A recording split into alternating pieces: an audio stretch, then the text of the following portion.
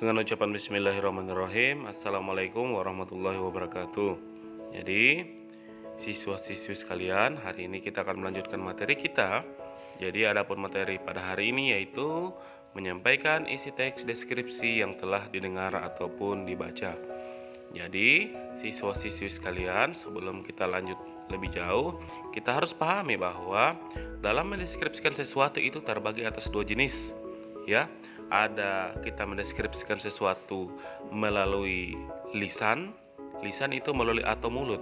Ya, ada juga yang disampaikan secara tulis ataupun tulisan.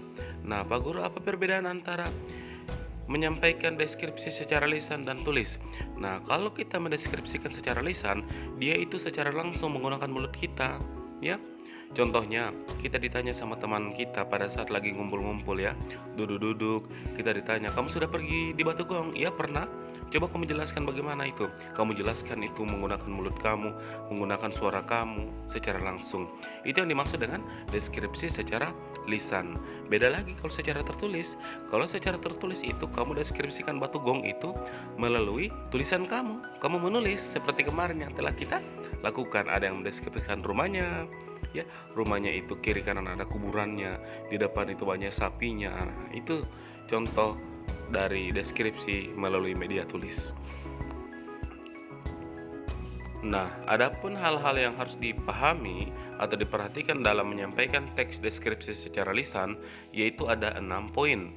Yaitu yang pertama adalah pahami objek yang akan dideskripsikan. Betul sekali. Jadi siswa-siswi sekalian, sebelum kalian mendeskripsikan sesuatu objek, usahakan kalau kalian harus pahami dulu apa yang kalian akan deskripsikan.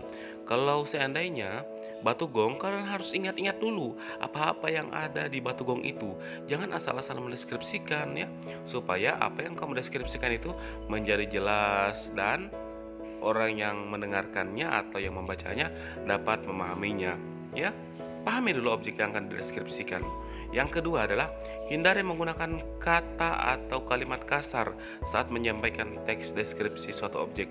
Ya, di sini pada saat mendeskripsikan sesuatu, jangan kamu gunakan kata-kata yang sangat kasar seperti anak bule, anjing, binatang ya. Ya. Jangan seperti itu. Boleh kamu gunakan anjing tapi tidak bermaksud untuk menjatuhkan sesuatu. Yo, contohnya seperti pada saat saya pergi Batu Gong, saya melihat banyak anjing yang berkejar-kejaran, boleh. Tapi kalau kamu katakan pada saat saya pergi di Batu Gong, saya melihat muka orang sama sekali seperti anjing, muka orang itu sama sekali seperti babi, itu kan sudah kata-kata yang kasar ya. Hindari kata-kata seperti itu, tidak boleh. Yang ketiga adalah hindari kata atau kalimat yang bersifat subjektif, menyerang pribadi atau fisik seseorang, dan menjatuhkan objek yang dideskripsikan. Betul sekali. Kalau seandainya kalian mau mendeskripsikan Pak Guru, jangan kamu deskripsikan yang jelek-jeleknya ya. Jangan kamu bilang Pak Guru itu lehernya kayak babi ya, tidak ada lehernya. Pak Guru itu hitam pekat kayak kopi Torabika. Pak Guru itu giginya kuning seperti tai. Itu kan sudah menyerang pribadi ya, menjatuhkan seseorang, itu sudah tidak bagus. Apakah itu disebut dengan teks deskripsi? Masih disebut dengan teks deskripsi, tapi sudah bukan teks deskripsi yang baik untuk dibaca. Karena apa? Karena kamu sudah menjatuhkan hal yang kamu deskripsikan, itu tidak dibolehkan. Yang keempat adalah hindari kata-kata yang mengandung sara atau untuk mendeskripsikan objek. Maksudnya seperti ini. Jangan kamu menggunakan sara. Apa itu sara? Sara itu bukan nama orang. Sara itu ya berkaitan dengan agama dan budaya. Jangan kamu menjatuhkan salah satu budaya ataupun agama seseorang. Jangan kamu deskripsikan agama Islam adalah agama yang baik, agama Islam adalah agama yang bersih, sementara agama yang B, agama yang C adalah agama yang dilaknat oleh Tuhan, adalah agama yang kotor, adalah agama yang tidak beres. Jangan seperti itu. Karena apa? Karena kalau kamu deskripsikan seperti itu, kamu sudah melanggar sara. Sara itu apa? Sara itu adalah berkaitan dengan budaya dan agama. Saat kamu menjatuhkan agama atau saat kamu menjatuhkan budaya, maka kamu akan dikena sara. Jadi sebaiknya saat kamu mendeskripsikan sesuatu, usahakan jangan kamu bawa-bawa agama ya. Jangan kamu menjelek-jelekan salah satu agama Jangan kamu jelek-jelekan suku orang lain, jangan kamu jelek-jelekan budaya orang lain, ya hindari seperti itu. Ya, boleh kamu deskripsikan agama A, agama B, agama C, tapi jangan kamu bersifat untuk memprovokasi atau mengadu domba. Jangan kamu bersifat untuk menjelek-jelekan salah satu agama atau menjelek-jelekan salah satu budaya, ya, supaya kamu jangan terkena pelanggaran SARA, ya, jangan seperti itu. Dan selanjutnya adalah poin kelima, gunakan kalimat yang mudah untuk dipahami. Ya, jadi dalam kalian menggunakan atau membuat teks deskripsi, nggak usah jauh-jauh dulu menggunakan kalimat yang mudah dipahami. Usahakan dulu tulisanmu dulu. Kalau kamu menggunakan deskripsi yang bersifat tulisan atau berjenis tulisan, usahakan tulisanmu kasih rapi-rapi dulu lah, penggunaan huruf kapitalnya perbaiki, ya, seperti itu.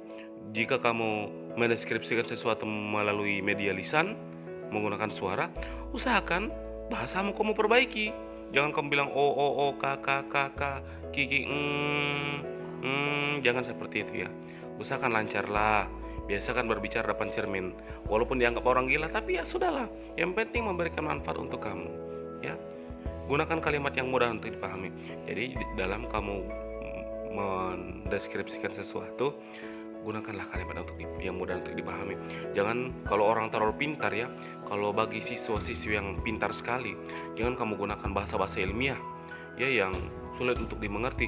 Jangan juga kamu gunakan bahasa daerah kamu ya untuk mendeskripsikan sesuatu. Kenapa tidak boleh? Karena apa? Teks deskripsimu itu bukan cuma satu suku yang mau baca. Boleh saja ada kalau orang suku Bugis yang buat teks deskripsi, jangan kamu mendeskripsikan sesuatu menggunakan bahasa Bugis. Bagaimana kalau seandainya orang Mona yang baca, ya orang Tolaki yang baca, orang Jawa yang baca, dia tidak mengerti kasihan itu. Maka dari itu gunakanlah bahasa Indonesia yang baik dan benar. Dan yang terakhir adalah sampaikan deskripsi objek secara runtun. Ya, maksudnya di sini adalah kamu deskripsikanlah objek itu secara berurut. Contohnya seperti kamu ingin deskripsikan Pak Guru, deskripsikan dulu dari kepalanya, badannya, tangannya, kakinya, tuh, warna kulitnya, sama juga batu gong. Kamu deskripsikan dulu lautnya bagaimana, airnya. Habis itu deskripsikan lagi pasirnya bagaimana. Habis itu deskripsikan lagi makanannya dari mana, bagaimana. Habis itu deskripsikan lagi apalagi itu hiburan-hiburannya bagaimana ya. Deskripsikan secara runtun dan jelas. Insya Allah kalau kamu gunakan atau lakukan semua itu, teks deskripsi kamu akan menjadi teks deskripsi yang baik dan benar. Oke, good luck.